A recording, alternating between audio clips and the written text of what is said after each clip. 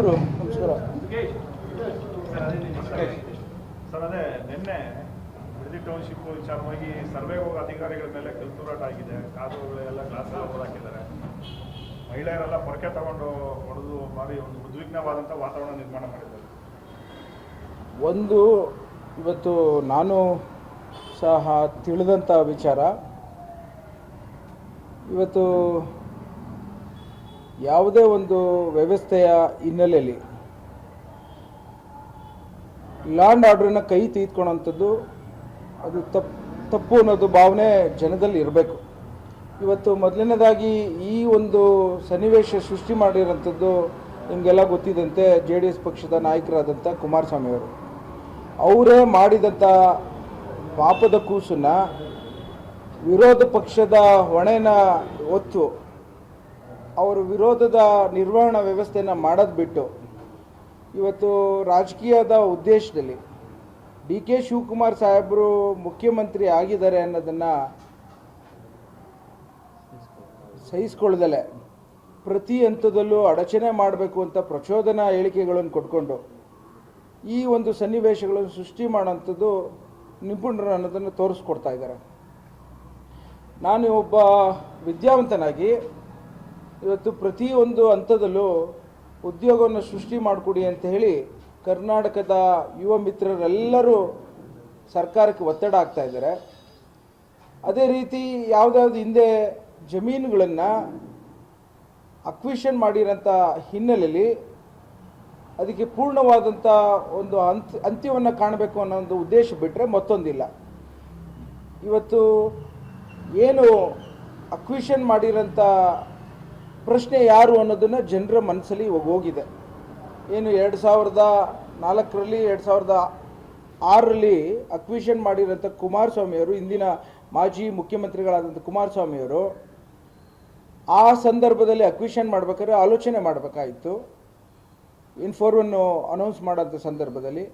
ಹಾಗೆಯೇ ತದನಂತರ ಅವರು ಅಕ್ವಿಷನ್ ಮಾಡೋಂಥದ್ದು ಪರಿಪೂರ್ಣತೆಯಲ್ಲಿ ಅವತ್ತಿನ ದಿನ ಕೆಲಸ ಮಾಡದಲೆ ರೈತರಿಗೆ ಅತಂತ್ರ ಸ್ಥಿತಿಲಿ ತಂದು ಮತ್ತೊಂದು ಹೊಡೆತವನ್ನು ರೆಡ್ ಝೋನ್ ಮಾಡಿ ರೈತರಿಗೆ ಈ ಕಡೆ ಕೃಷಿನೂ ಬೆಳೀಲಿಕ್ಕಾಗಲ್ಲ ಕಾನೂನು ವ್ಯವಸ್ಥೆಯಲ್ಲಿ, ಇಲ್ಲ ಅವ್ರು ಈಚೆ ಬರಲಿಕ್ಕೂ ಆಗದೇ ಇರೋಂಥ ಪರಿಸ್ಥಿತಿನ ನಿರ್ಮಾಣ ಮಾಡಿ ಸುಮಾರು 20 ವರ್ಷ ಕಷ್ಟವನ್ನು ಅನುಭವಿಸ್ತಾ ಇರೋಂಥದ್ದು ಇಡೀ ಒಂದು ಕರ್ನಾಟಕದ ರೈತ ಕುಟುಂಬದವ್ರು ನೋಡ್ತಾ ಇದ್ದೀರಿ.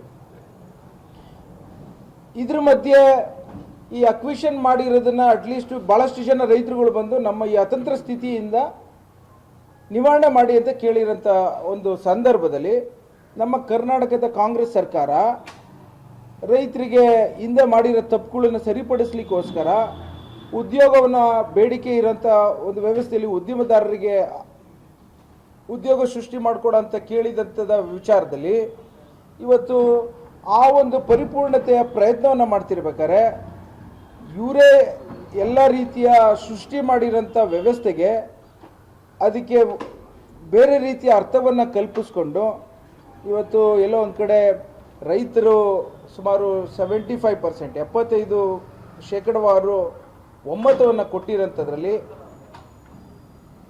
ನಾನಾ ರೀತಿಯ ಅಡಚಣೆಗಳನ್ನು ಒದಗಿಸ್ಕೊಂಡು ರಾಜಕೀಯನ ಬಳಸ್ಕೊಂಡು ಈ ಒಂದು ಪರಿಸ್ಥಿತಿನ ನಿರ್ಮಾಣ ಮಾಡ್ತಿರೋಂಥದ್ದು ಯಾರೂ ಸಹಿಸ್ಕೊಳಲ್ಲ. ಭಾಳಷ್ಟು ಜನ ಇವತ್ತಿನ ದಿನ ಆಧುನಿಕ ಪ್ರಪಂಚದಲ್ಲಿ ಸಾಮಾಜಿಕ ತಾಣ ಭಾಳಷ್ಟು ಮುಂದುವರಿದಿದೆ. ಪ್ರತಿಯೊಬ್ಬ ರೈತನು ಈ ಒಂದು ವಿಚಾರನ ನೋಡ್ತಾ ಇರ್ತಾನೆ. ಇದನ್ನು ನಾನು ಒಂದು ಮಾತಿನ ವಿರೋಧ ಪಕ್ಷದವ್ರು ಕೇಳ್ಕೊತೇನೆ, ಈ ವ್ಯವಸ್ಥೆಯಲ್ಲಿ ನೀವು ತೆಗೆದುಕೊಂಡಿರೋಂಥ ನಿಲುವುಗಳು ರೈತರಿಗೆ ಎಲ್ಲೋ ಒಂದು ಕಡೆ ಮಾರಕ ಆಗುತ್ತೆ, ಯುವಕರಿಗೆ ಮಾರಕ ಆಗುತ್ತೆ. ಇವತ್ತೊಂದು ದಿನ ಅವರು ಯಾರೋ ಪಾಪ ಹೆಣ್ಣು ಮಕ್ಕಳುಗಳು ತಾಯಂದಿರು ಅವ್ರಿಗೆ ಪ್ರಚೋದನೆ ಕೊಟ್ಟು ಇವತ್ತು JMC ಮಾಡಲಿಕ್ಕೆ ಬಂದಿರೋರು ಯಾರು? ಏನು ಸುಮಾರು 21 ರೈತರುಗಳು ಕೇಳಿರೋಂಥ 27 ಜನ ರೈತರಲ್ಲಿ 21 ಜನ ನಮ್ಮ ಜಮೀನುಗಳನ್ನು ನಾವು ತೆಗೆದುಕೊಂಡು ನೀವು ಅಕ್ವಿಷನ್ ಮಾಡಿಕೊಡಿ, ನಮಗೆ ಹಣವನ್ನು ಕಾಂಪನ್ಸೇಷನ್ ಕೊಡಿ ಅಂತ ಕೇಳಿರೋಂಥ ಹಿನ್ನೆಲೆಯಲ್ಲಿ ಅಧಿಕಾರಿ ವರ್ಗದವರು ಬಂದಿರ್ತಾರೆ. ಈಗ ರೈತರುಗಳು ಯಾರ್ಯಾರು ಅದನ್ನು ಅಕ್ವಿಷನ್ ಮಾಡ್ಕೋಬೇಕು ಅಂತ ಮುಂದೆ ಬಂದಿದ್ದಾರೆ ಅವ್ರನ್ನ ರಕ್ಷಣೆ ಮಾಡೋಂಥದ್ದು ಸರ್ಕಾರದ ಕೆಲಸ. ಯಾರು ರೈತರುಗಳು ನಮಗೆ ಈ ಒಂದು ಅಕ್ವಿಷನಲ್ಲಿ ಮಾಡಿಕೂಡ್ದು ಅಂತಿದ್ದಾರೆ ಅವರ ಜಮೀನುಗಳು ಹೋಗದೇ ಇರೋಂಥ ಪರಿಸ್ಥಿತಿನ ನಾವು ಎಲ್ಲ ರೀತಿಯಲ್ಲೂ ಕಾಪಾಡೋಂಥದ್ದು ಒಂದು ಪ್ರಯತ್ನವನ್ನು ಮಾಡ್ತೀವಿ. ಆದರೆ ಎಲ್ಲೋ ಒಂದು ಕಡೆ ಮುಂದೆ ಬಂದಿರೋ ರೈತರಿಗೆ ಈ ರೀತಿಯ ಬೆದರಿಕೆಗಳನ್ನು ಹಾಕ್ಕೊಂಡು ಕಾನೂನಿನ ಉಲ್ಲಂಘನೆ ಮಾಡಿಕೊಂಡು ಅವ್ರು ಯಾರನ್ನು ಪ್ರೇರೇಪಿಸಿ ಪ್ರಚೋದನೆ ಮಾಡಿಕೊಂಡು ಅವ್ರಿಗೆ ಇವಾಗ ಕಾನೂನು ಕೈಗೆ ತೆಗೆದುಕೊಳ್ಳೋಂಥದ್ದು ಈ ಅರಿವುಗಳನ್ನು ನಾವು ಮೂಡಿಸ್ಬೇಕಂತ ಏನು ಅಂತ ಅಂದರೆ ಈ ಥರ ವ್ಯವಸ್ಥೆಯಲ್ಲಿ ಎಲ್ಲೋ ಒಂದು ಕಡೆ ಅವ್ರು ತಿಳಿದೆಲ್ಲೋ ಮಾಡಿದಾಗ ಕಾನೂನನ್ನು ಮುಂದೆ ತೆಗೆದುಕೊಂಡಾಗ 100% ಅವ್ರಿಗೆ ಅವ್ರ ಮೇಲೆ ಕೇಸ್ ಆದಾಗ ಯಾರು ಅವ್ರಿಗೆಲ್ಲ ನೋಡ್ಕೊಳಂಥದ್ದು ಕಾನೂನಿನ ಆರ್ಥಿಕವಾದಂಥ ಖರ್ಚುಗಳನ್ನು ನೋಡ್ಕೊಳಂಥವ್ರು ಯಾರಾಗ್ತಾರೆ? ನಾನು ಅದಕ್ಕೋಸ್ಕರನೇ ಒಂದು ಮಾತನ್ನೇ ಹೇಳಲಿಕ್ಕೆ ಇಚ್ಛೆಪಡ್ತೇನೆ. ಯಾರು ಈ ರೀತಿ ಮಾಡಿರೋಂಥ ಹಿನ್ನೆಲೆಯಲ್ಲಿ ಪಾಪ ಅವರೆಲ್ಲರೂ ರೈತರುಗಳಿಗೆ ಗೊತ್ತಾಗ್ದಲ್ಲೇ ಏನೋ ಮಾಡಿದಾರೇನೋ, ಇನ್ನೊಂದ್ಸಲಿ ಆ ಥರ ಮಾಡಬಾರ್ದು ಅನ್ನೋದನ್ನು ಅರಿವು ಮೂಡಿಸ್ಬೇಕು. ಇವತ್ತಿನ ದಿನ FIR ಆದರೆ ಕೋರ್ಟು ಕಚೇರಿ ವರ್ಷವೆಲ್ಲ ಅವರು ಓಡಾಡೋಂಥ ಪರಿಸ್ಥಿತಿ ನಿರ್ಮಾಣ ಆಗಿಬಿಡುತ್ತೆ. ಅವ್ರಿಗೆ ಎಲ್ಲೋ ಒಂದು ಕಡೆ ತೊಂದರೆ ಆಗಿಬಿಡುತ್ತೆ.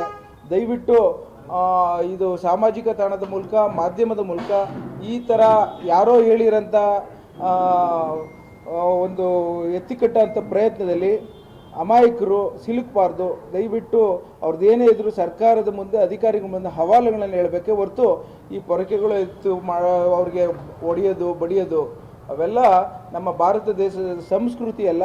ಕಾನೂನು ಭಾಳಷ್ಟು ಶಕ್ತಿ ಇದೆ. ಆ ಕಾರಣಕ್ಕೋಸ್ಕರ ಅದು ಸರ್ಕಾರದವರು ಎಲ್ಲ ರೀತಿಯಲ್ಲೂ ಯಾವುದೇ ಒಂದು ರೈತರಿಗೆ ತೊಂದರೆ ಆಗ್ದಂಗೆ ಭಾಳಷ್ಟು ತಾಳ್ಮೆಯಿಂದ ನಡ್ಕೊಳ್ತಾ ಇರೋಂಥದ್ದನ್ನು ಇವರು ವಿರೋಧ ಪಕ್ಷದವರು ಬೇರೆ ರೀತಿಯ ಒಂದು ಪ್ರಯತ್ನವನ್ನು ಪ್ರಚೋದನೆಗೊಳಿಸಿ ಉದ್ವಿಗ್ನ ಸ್ಥಿತಿ ನಿರ್ಮಾಣ ಮಾಡಲಿಕ್ಕೆ ಪ್ರಯತ್ನವನ್ನು ಮಾಡ್ತಾ ಇದ್ದಾರೆ. ಸೊ ಇದು ಒಳ್ಳೆಯದಲ್ಲ, ಪ್ರಜಾಪ್ರಭುತ್ವಕ್ಕೆ ಒಳ್ಳೆಯದಲ್ಲ. ಇದು ಎಲ್ಲೋ ಒಂದು ಕಡೆ ಮುಂದಿನ ದಿನಗಳಲ್ಲಿ ಅವರ ಉದ್ದೇಶ ಏನು ಅನ್ನೋದು ಸಾಮಾನ್ಯ ಜನರು ಅರ್ಥಕೊಳ್ಳೋಂಥ ಮುಂದಿನ ದಿನಗಳಲ್ಲಿ ಆಗ ಪಕ್ಷ ಈ ಥರ ತೆಗೆದುಕೊಂಡಾಗ ಆಗ ವ್ಯಥೆ ಪಡುತ್ತೆ. ನಿನ್ನೆ ವಿಚಾರಕ್ಕೆ ಸರ್ ನೇರವಾಗಿ ಕುಮಾರಸ್ವಾಮಿ ಅವರೇ ಕುಮಾರ್ ಕೊಟ್ಟಿದ್ದಾರೆ ಅಂತ ನಿಮ್ಮ ಅಭಿಪ್ರಾಯ? ರೀ ನನಗೆ ಗೊತ್ತಿಲ್ಲ, ನಾನು ನೋಡಿದ್ರೆ ಗೊತ್ತಾಗುತ್ತೆ. ಬಟ್ ಇವಾಗ ಏನು ವಿಚಾರ ಅಂದರೆ ಇವತ್ತು ಯಾರೇ ಅಧಿಕಾರಿಗಳು ಏನೋ ಒಂದು ಕೆಲಸಕ್ಕೆ ಸರ್ಕಾರದ ಕೆಲಸದ ಮೇಲೆ ಬಂದಿರ್ತಾರೆ. ಇವಾಗ 21 ಜನ ರೈತರುಗಳು ನಮಗೆ JMC ಮಾಡಿಕೊಡಿ, ನಮ್ಮ ಮರಗಳನ್ನು ಕೌಂಟ್ ಮಾಡಿ, ನಮಗೆ ಇರೋಂಥ ಜಮೀನುಗಳನ್ನು ಅಳತೆ ಮಾಡಿಬಿಟ್ಟು ಎಷ್ಟು ಹೋಗಿದೆ ನೋಡಿ ಅಂತ ಬಂದು ಕೇಳ್ಕೊಂಡಿರ್ತಾರೆ.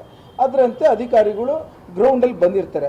ಇವತ್ತು ಭೂಮಾಲೀಕರು ಕೇಳಿರೋಂಥ ಒಂದು ಅವರ ಬೇಡಿಕೆ ವ್ಯವಸ್ಥೆಯಲ್ಲಿ ಬಂದಿರೋಂಥವ್ರನ್ನ ಈ ರೀತಿಯ ಒಂದು ದಾರಿ ತಪ್ಪಿಸೋಂಥ ಕೆಲಸಗಳು ಯಾರು ಮಾಡ್ತಾರೆ ಹೇಳಿ? ನೀವೇನೆ ಇಲ್ಲಿವರೆಗೂ ನೀವೇ ಒಂದು ಕಡೆ ಮಗುನು ಚೂಟೋದು, ಒಂದು ಕಡೆ ತೊಟ್ಲನ್ನ ಆಡಿಸೋ ಅಂಥ ಪ್ರಯತ್ನ ಒಳ್ಳೇದಾಗೋದಿಲ್ಲ. ಯಾಕೆಂದರೆ ಇವತ್ತೆಲ್ಲ ನಾಳೆ ಇದೆಲ್ಲ ಗೊತ್ತಾಗುತ್ತಲ್ಲ ಸತ್ಯ. ನಾನು ಇದಕ್ಕೆ ಹೇಳ್ತೇನೆ, ಇದನ್ನು ಎಂಕ್ವೈರಿ ಮಾಡಬೇಕು. ಈ ರೀತಿಯ ತಪ್ಪುಗಳನ್ನು ಮತ್ತೊಮ್ಮೆ ಆಗ್ದಂಗೆ ನೋಡ್ಕೋಬೇಕು. ಇದನ್ನು ಅವ್ರಿಗೂ ಸಹ ಮನವರಿಕೆ ಆಗಬೇಕು. ಇದೆಲ್ಲ ಒಂದು ಕಡೆ ನಿಮ್ಮ ಮೂಲಕನೂ ನಾನು ಕೇಳ್ಕೊತೇನೆ. ಏನಾದರೂ ಇದ್ದರೆ ಬಂದು ವ್ಯವಸ್ಥಿತವಾಗಿ ಕಾನೂನು ಚೌಕಟ್ಟಲ್ಲಿ ಏನೇ ಆಗಲಿ ನಡವಳಿಕೆಗಳು ಇರಬೇಕು ಅನ್ನೋದನ್ನು ನಾನು ಕೇಳ್ಕೊತೇನೆ.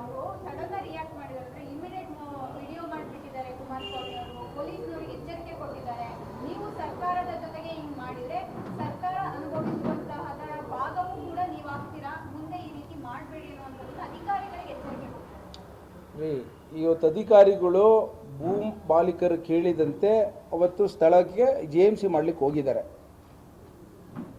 ಅವ್ರು ಹೋಗಿರೋಂಥದ್ದು ತಪ್ಪು ಅಂತ ಇವ್ರು ಹೇಳಕ್ಕೆ ಯಾರು? ಅವ್ರ ಕರ್ತವ್ಯನ ಮಾಡೋಂಥದ್ರಲ್ಲಿ ಇವರು ಅಡಚಣೆ ಮಾಡಲಿಕ್ಕೆ ಇವ್ರಿಗೇನಿದೆ ಅಧಿಕಾರ? ಯಾರು ಭೂ ಮಾಲೀಕರು ಇಚ್ಛೆ ಇಲ್ಲ, ಅವ್ರಿಗೆ ಯಾವುದೇ ಕಾರಣಕ್ಕೂ ಹೋಗೋದಿಲ್ಲ ಅನ್ನೋ ಮಾತನ್ನು ಹೇಳಿದಾರಲ್ಲ ಅಧಿಕಾರಿಗಳು.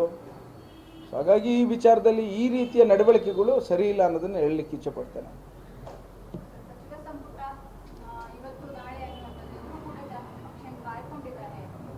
ನಾನಂತೂ ಆಕಾಂಕ್ಷಿದಾರರಲ್ಲ ಅಂತ ಅವತ್ತಿಂದ ಹೇಳ್ತಾ ಇದ್ದೀನಿ. ಅದ್ರ ಬಗ್ಗೆ ನಾನೇ ತಲೆ ಕೆಡಿಸ್ಕೊಳ್ಳಿ. ನಂದಾಯಿತು, ನನ್ನ ಕಾನ್ಸ್ಟಿಟ್ಯೂನ್ಸಿ ಆಯಿತು. ಸರ್ಕಾರದವರು ಮತ್ತು ವರಿಷ್ಠರುಗಳು ತೆಗೆದುಕೊಂಡಂಥ ನಿರ್ಧಾರ ಒಂದು ನಾನು ಕೇಳ್ಕೊಬಲ್ಲೆ, ಯುವಕರಿಗೆ ಹೊಸಬ್ರಿಗೆ ಅವಕಾಶ ಕೊಡಿ ಅಂತ ಕೇಳಬಲ್ಲೆ. ಅದಕ್ಕೂ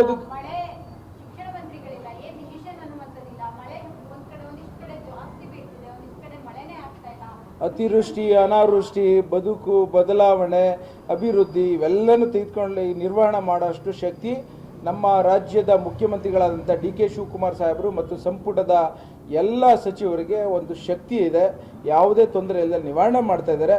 ಅದು ಕೆಲವು ಸೂಕ್ತವಾದಂಥ ಕಾಲದಲ್ಲಿ ತೆಗೆದುಕೊಂಡಂಥ ನಿರ್ಧಾರಕ್ಕೆ ನಾವೆಲ್ಲ ಕಾದು ಅದನ್ನು ಒಳ್ಳೆಯ ಒಂದು ನಿರ್ಧಾರಗಳು ತೆಗೆದುಕೋತಾರೆ ಅಂತ ನಾನು ಹೇಳಬಲ್ಲೆ. ನಾವು ಬಹಳಷ್ಟು ಹಿರಿಯ ಶಾಸಕರದ ಅಸಮಾಧಾನ ಇದೆ ಸರ್. ಇಷ್ಟೊಂದು ವಿಳಂಬ ಯಾಕೆ ಮಾಡ್ತಿದ್ದಾರೆ? ರಾಹುಲ್ ಗಾಂಧಿ ಅವರು ಕೂಡ ಬಂದು 2 ದಿನ ಆಗಿದೆ. ನಿಮ್ಮ ಹತ್ರ ಹೇಳಿದ್ದಾರೆ ಅವರು? ಬಹಿರಂಗವಾಗಿ ಮಾತಾಡ್ತಿದ್ದಾರೆ. ನನಗೆ ಅದ್ರ ಬಗ್ಗೆ ಗೊತ್ತಿಲ್ಲ. ನಾನು ಅದೆಲ್ಲ ಮಾತಾಡೋಷ್ಟು ದೊಡ್ಡವನಲ್ಲ ನಾನು. ನನ್ನ ಕ್ಷೇತ್ರ, ನನ್ನ ಜನ, ನನ್ನ ರೈತಾಪಿ ಕುಟುಂಬ ವರ್ಗದವರು ಅಷ್ಟಕ್ಕೆ ನಾನು ಸೀಮಿತನಾಗಿ ನಾನು ಕೆಲಸ ಮಾಡ್ತಾಯಿದ್ದೀನಿ. ನಾನು ಯಾವತ್ತಿಂದ ಹೇಳ್ತಾ ಇದ್ದೀನಲ್ಲ, ನಾನು ಯಾವುದೇ ಕಾರಣಕ್ಕೂ ಆ ಒಂದು ಸಂಪುಟದ ವಿಸ್ತರಣೆ ವಿಚಾರದಲ್ಲಿ ನಾನು ಅದ್ರ ಬಗ್ಗೆ ಏನು ಕಾಮೆಂಟ್ ಮಾಡಲಿಕ್ಕೆ ಹೋಗೋದಿಲ್ಲ. ಅದ್ರ ಪಾಡ್ಗೆ ಅದಾಗುತ್ತೆ. ನಾನು ಆಕಾಂಕ್ಷಿದಾರಲ್ಲ ಅನ್ನೋದನ್ನು ಒತ್ತು ಕೊಟ್ಟು ಹೇಳ್ತಾ ಇದ್ದೇನೆ.